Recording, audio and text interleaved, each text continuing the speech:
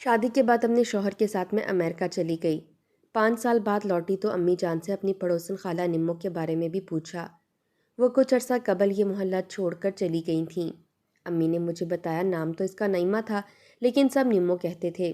خیر والدہ نے مختصر بتا دیا کہ ان لوگوں نے کہیں اور رہائش اختیار کر لی ہے۔ میں نے بھی تفصیل نہ پوچھی کہ کیوں گئے کب گئے، سوچا کبھی پھر پوچھ لوں گی۔ مجھے امریکہ سے آئے 2 ہفتے ہوئے تھے۔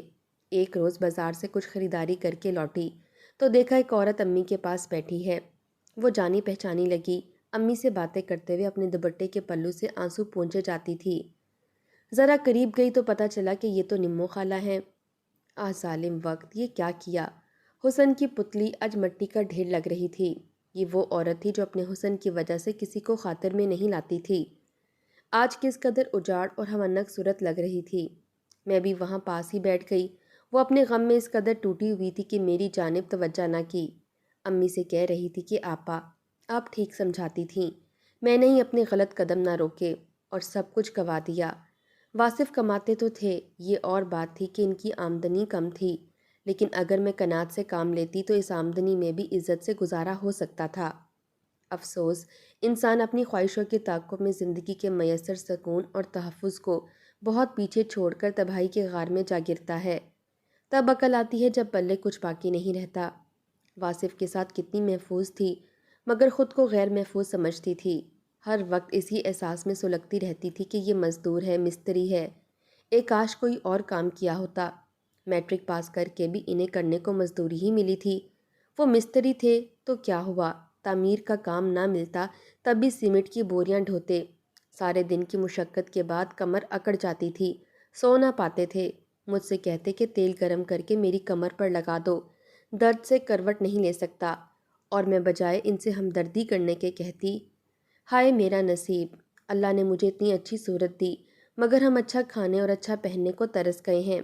کاش تم کوئی اور کام کر لیتے، اپنے اس گھر کو آدھا دکان میں بدل کر دکانداری ہی کر لیتے تو شاید 4 پیسے زیادہ کما لیتے۔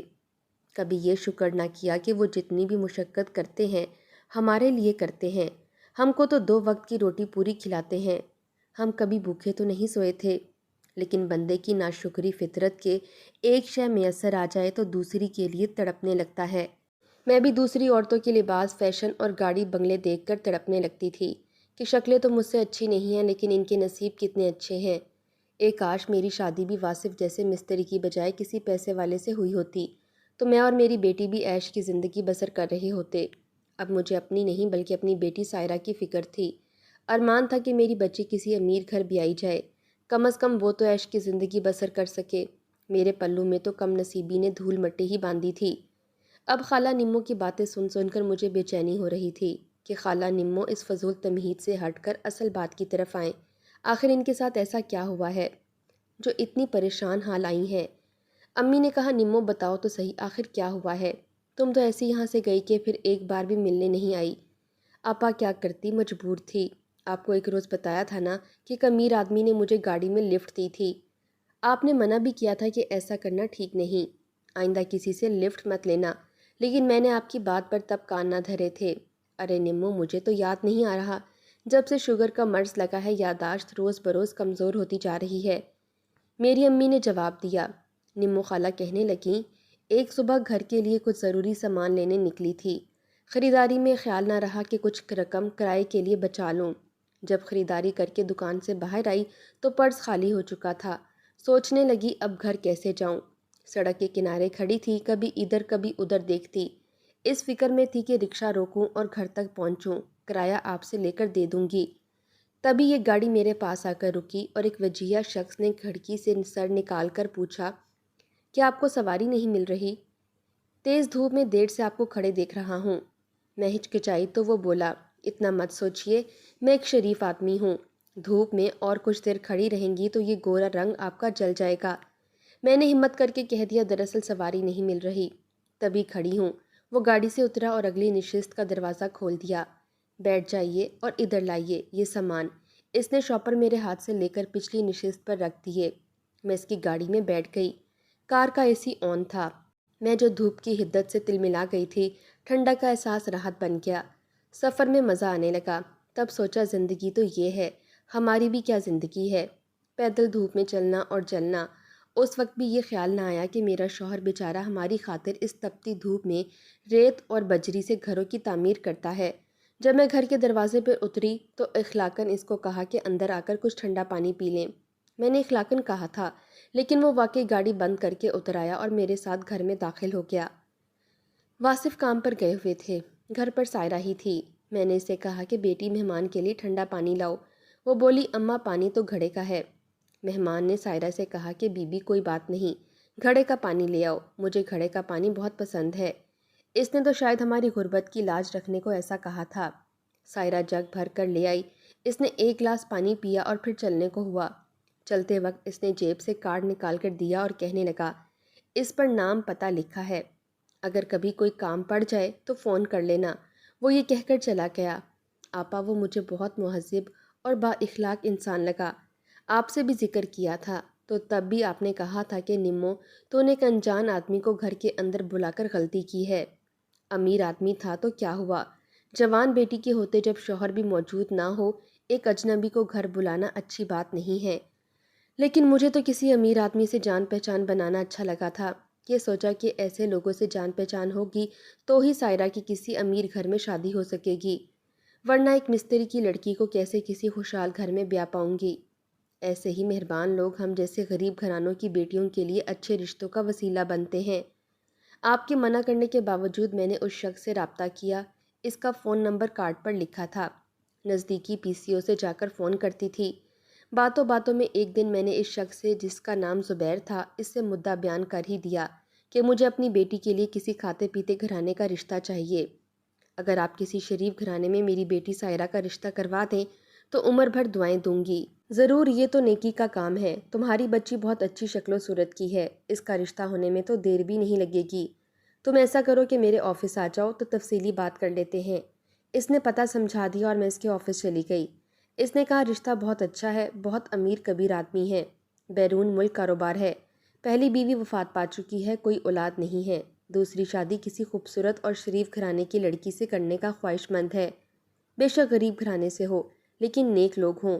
میرے خیال میں تو تمہاری لڑکی کے لیے یہ رشتہ مناسب رہے گا۔ ایک بات بتا دوں کہ اس بزنس مین کی عمر 45 کے لگ بھگ ہے، جبکہ تمہاری لڑکی بامشکل 15 سال کی ہوگی۔ شوہر سے بات کر لو، وہ راضی ہو تو بات آگے چل سکتی ہے۔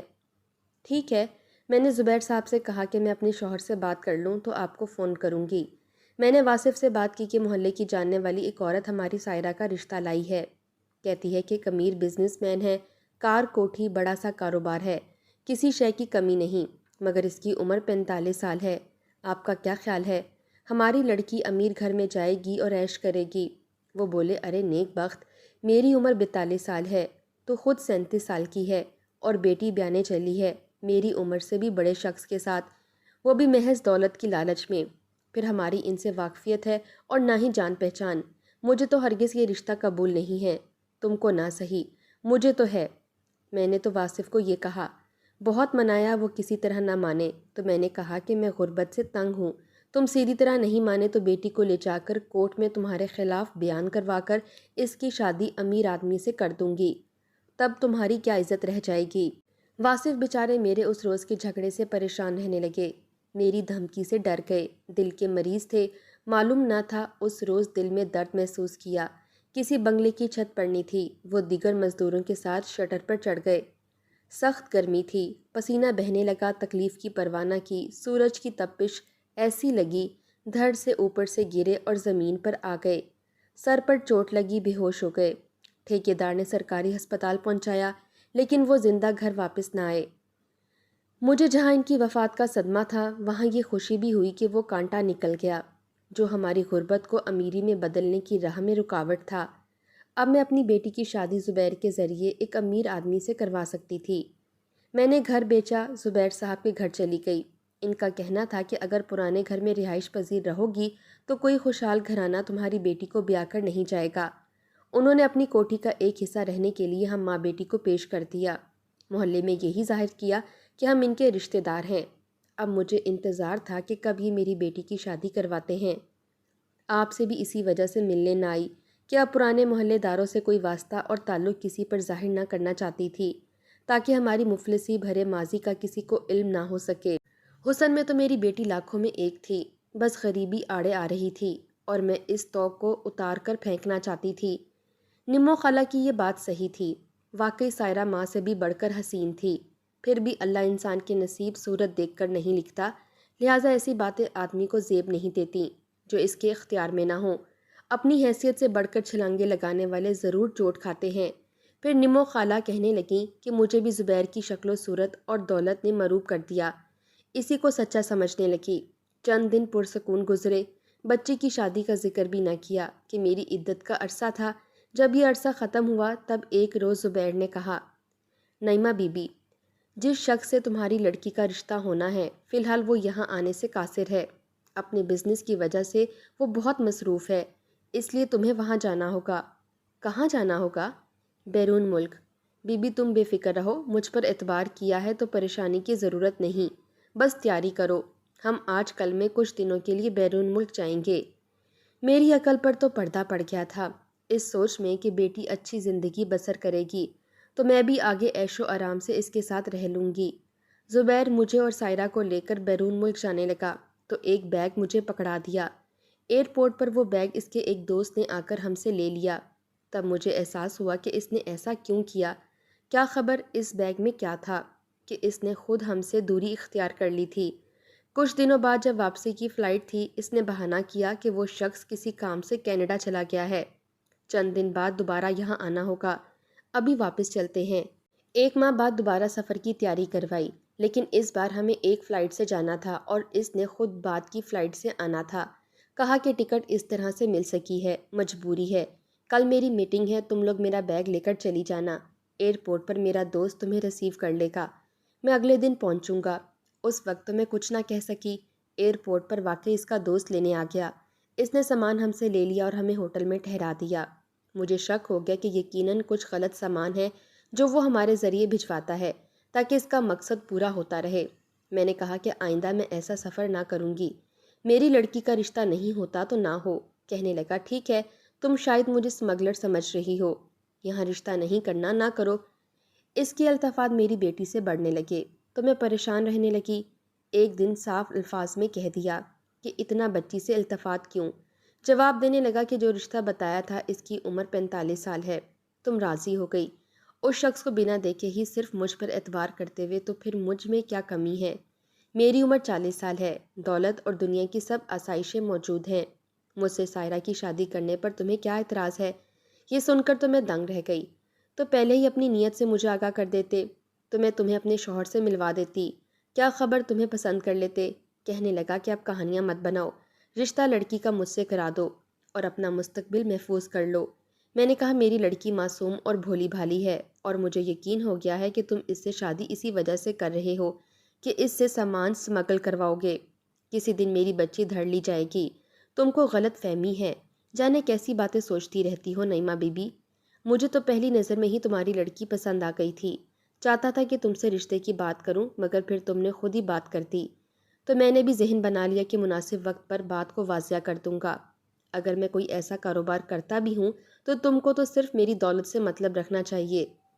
سائرہ کو تو میں ایسی ٹریننگ دوں گا کہ یہ میرے کاروبار میں شامل ہو کر ارب پتی ہو جائے گی۔ زبیر کی باتیں سن کر میں کانپ گئی۔ سائرہ تو بچی تھی، نت نئے کپڑے فیشن کے سلے ہوئے ملنے لگے تو وہ بھی ماڈرن بننے کے شوق میں اس کی باتوں میں آنے لگی۔ بولی، اماں پہلے خود امیر آدمی سے بیانے کا کہتی تھی، اب امیر آدمی مل گیا ہے تو ڈرنے لگی ہو۔ زبیر اچھا انسان ہے، ان سے ڈرنے کی ضرورت نہیں ہے۔ وہ تو نا تجربے کار اور معصوم تھی، مگر میں اب خوف سے لرزنے لگی تھی کہ میری معصوم بچی کو ماڈرن روپ دے کر یہ جو کام لینا چاہتا ہے اس کا راستہ تباہی کی دلدل میں جا کر گرتا ہے۔ زبیر نے گھر پر ٹیوٹر کا انتظام کر دیا جو سائرہ کو انگریزی بولنا سکھا رہا تھا، اسے بیوٹی پارلر لے جانے لگا، بال ماڈرن طریقے سے کٹوا دیے۔ مجھ سے یہ برداشت نہ ہو رہا تھا کہ یہ دولت کے حصول کے لیے میری بچی کو قربانی کا بکرا بنائے۔ جب میں نے بہت الجھنا شروع کیا تو زبیر نے چاہا کہ میری لڑکی مجھ سے باغی ہو جائے۔ وہ بھی اب کشمکش کا شکار تھی کہ کس کی بات مانے کس کی نہ مانے، کیا فیصلہ کرے۔ دولت کی چاہ نے مجھے موت کے دہانے پر لا کر کھڑا کیا تھا۔ نمو خالہ یہ سب چیزیں بتاتے ہوئے رونے لگیں تو امی نے کہا، یہ معاملہ ہے نمو، میرے شوہر کو آ لینے دو، میں ان کو تمام صورتحال سے آگاہ کر کے پھر تمہیں کوئی مشورہ دوں گی۔ تم کل شام کو آ جانا۔ نمو چلی گئی۔ امی کا وہ بہت ادب کرتی تھی، اپنا ہر دکھ سکھ ان سے کہتی تھی۔ شام کو والدہ نے ابو سے مشورہ کیا۔ وہ واصف مستری کو عرصے سے جانتے تھے، نیک اور شریف بیچارہ آدمی تھا، ہمیشہ محنت سے رزق حلال کمایا تھا۔ ابو نے کہا نعیمہ سے کہو کہ کسی طرح لڑکی کو وہاں سے نکال کر ہمارے پاس لے آئے، آگے ہم انتظام کر لیں گے۔ اگلے روز وہ آئی تو امی نے اس کو یہی بات سمجھائی، اس کی ہمت بڑھی اور 4 روز بعد وہ کسی بہانے سے اپنی بیٹی کو لے کر آ گئی۔ والد صاحب واصف کے گاؤں جا چکے تھے جہاں ان کے رشتہ دار رہتے تھے۔ ان کے ایک چچا زاد بھائی سے ابو کی واقفیت تھی۔ ابو اس کے پاس گئے اور سارا احوال بتایا۔ واصف کے اس چچا زاد نے کہا کہ میں آپ کے ساتھ چلتا ہوں، سائرہ واصف کی بیٹی ہے تو میری بھی بیٹی ہے، وہ ہماری عزت ہے، آپ فکر نہ کریں، اس کی شادی میں اپنے لڑکے سے کر دوں گا اگر یہ ماں بیٹی ہمارے ساتھ گاؤں میں رہنا گوارا کر لیں۔ میری والدہ نے نمو خالہ کو بتایا تو وہ راضی ہو گئی۔ والد ماں بیٹی کو لے کر گاؤں چلے گئے اور یوں سائرہ کا نکاح اس کے رشتے کے چچا کے بیٹے اظہر سے ہو گیا۔ ماں بیٹی کو امان مل گئی۔ میرے ابو اس نیک کام کو سر انجام دے کر لوٹ آئے۔ ہم نے بھی شکر کیا کہ ایک غریب کی لڑکی اپنے عزیزوں میں عزت کے ساتھ اپنے گھر کی ہو کر محفوظ ہاتھوں میں چلی گئی ہے۔ یہ تو نمو خالہ نے بعد میں امی کو بتایا کہ زبیر کی بیوی اور بچے بھی تھے، علیحدہ کوٹھی میں رہتے تھے اور سائرہ کو وہ صرف اپنے غلط مقاصد کی خاطر دوسری بیوی بنا کر اس کے ذریعے اپنے بزنس کو مزید بڑھانا اور دولت میں اضافہ کرنا چاہتا تھا۔ جو بھی تھا، لیکن نمو خالہ کو وقت پر عقل آ گئی اور وہ نامعلوم حالات کا شکار ہونے سے بچ گئیں۔ اللہ تعالیٰ نے آپ کو جس کسی حال میں بھی رکھا ہے ہمیشہ خوش رہنا چاہیے، اللہ کا شکر ادا کرنا چاہیے۔ ناشکری گناہ ہے۔ لالچ، حرص اور حسد سے انسان کے ہاتھ میں کبھی کچھ نہیں آتا۔ وقت اور حالات ہمیشہ ایک سے نہیں رہتے، اللہ دے کر بھی آزماتا ہے اور لے کر بھی آزماتا ہے۔ جو خدا آپ کو اچھی صورت دے سکتا ہے کیا وہ دولت نہیں دے سکتا؟ اس لیے ہمیشہ صبر سے کام لینا چاہیے۔ نمو خالہ خوش قسمت تھیں جو وہ دونوں بچ گئیں، یا شاید سائرہ کے باپ کی کوئی نیکی تھی جو کام آ گئی۔ نمو خالہ نے حالات سے سیکھ لیا کہ ہر چمکتی چیز سونا نہیں ہوتی، سکون اپنوں سے ہی ملتا ہے۔ اس کہانی کے بارے میں اپنی قیمتی رائے ضرور دیجیے گا۔ شکریہ۔